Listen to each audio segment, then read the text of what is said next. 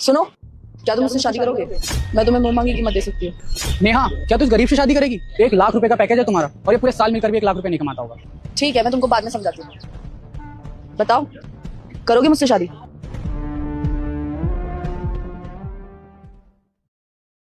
भैया इधर आना। सुजीत का घर पता है आपको? सुजीत भाई का घर तो वो सामने हो रहा। ठीक है, थैंक्स।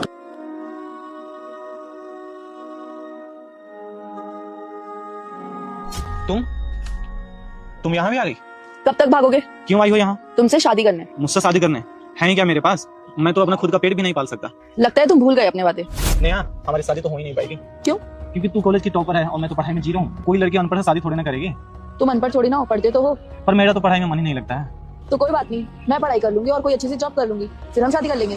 फिर मैं क्या करूंगा? तुम घर संभाल लेना, इतना तो तुम कर ही लोगे। हाँ, इतना तो हम कर ही सकते हैं। अरे बचपन की बातें अलग थी, अब हमें कुछ पता ही नहीं था। हाँ, तब हम बच्चे थे, पर अब तो हम बड़े हो गए ना, समझदार हो गए हैं। फिर तुम 2 साल पहले घर छोड़ के क्यों भागे? तुम्हें पता है 2 साल से मैं तुमको ढूंढ रही हूँ। अरे तो और क्या करता, माँ बाप के गालियां सुन के परेशान हो गया था, इसलिए मैं घर छोड़ के भाग गया। मैं सोचा कि कुछ बन के ही वापस घर जाऊंगा मैं, लेकिन यहाँ आके पता चला कि मुझे अपना पेट भरना ही मुश्किल हो रहा है और यहाँ आके कोई ढंग की नौकरी नहीं मिल रही है, मजदूरी करना पड़ रहा है हमें।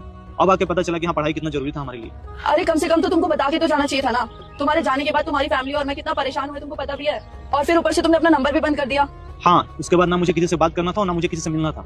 अरे कोई नहीं चाहता था कि हम दोनों साथ रहें। तुम्हारे पापा भी बोलते थे कि क्यों मेरे बेटी के पीछे पड़ा है। तुम्हारे पापा क्या, मेरे पापा भी बोलते थे कि उस लड़की का जिंदगी खराब कर देगा तू।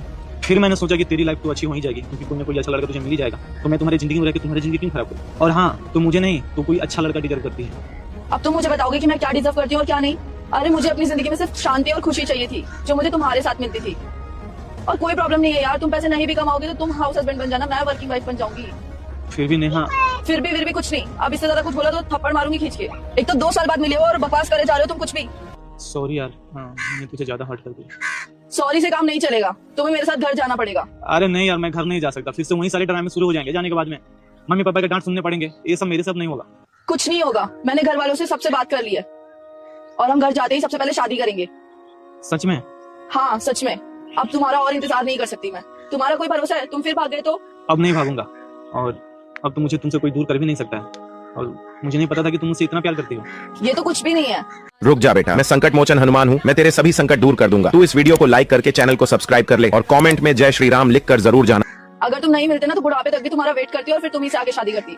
सॉरी, मुझे माफ कर दो। सॉरी नहीं चाहिए, जल्दी से आके हक कर दो।